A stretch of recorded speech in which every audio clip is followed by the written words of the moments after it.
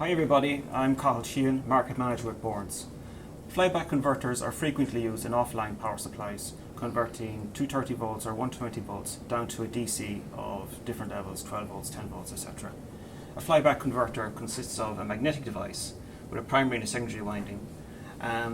In the flyback converter, the windings are conducting alternative times. So when there is current flowing in the primary, there is no current flowing in the secondary, and vice versa. The current flowing through the secondary is going to be the turns times the primary current. So if the step-down ratio and the converter is N, the peak current in the secondary winding will be N times IPP, where IPP is the peak current in the primary winding. In an overload situation, the peak current going through the secondary diode will, as I've said before, be N times IP. Now, on the primary side, there is always a current limit which protects the MOSFET from being damaged from too much current. But there isn't really a current limit on the secondary side.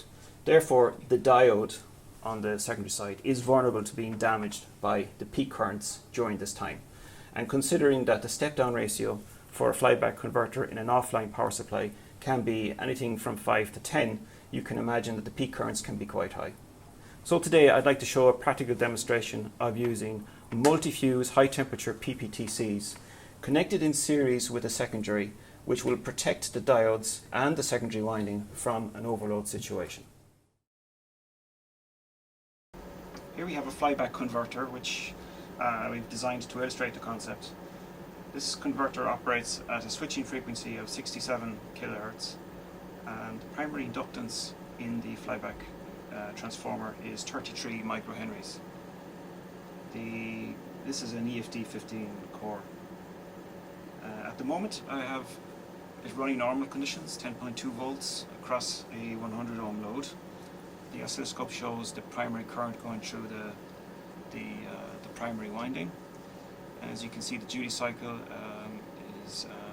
is quite long, which means that the converter is operating with plenty of load to spare. I'm now going to overload the converter.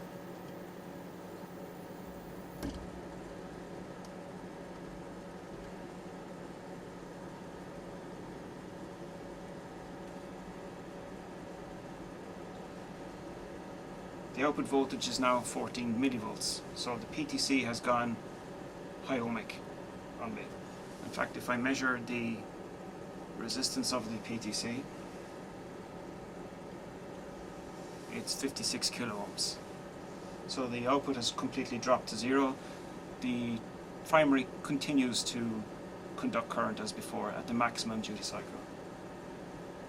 Let's see what happens now when I remove the load and I go back to normal operating load conditions.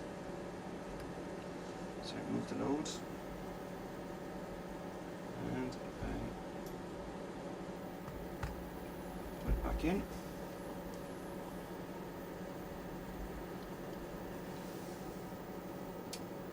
The output voltage returns to 10.2 volts as before. So by just removing the overload and going back to a normal 100 ohm load, the output voltage returns to normal. The PTC goes low resistance again without having to recycle the power. So this shows a very simple, effective way of protecting the output diode in your converter and the secondary of your transformer during overload testing. Thank you very much.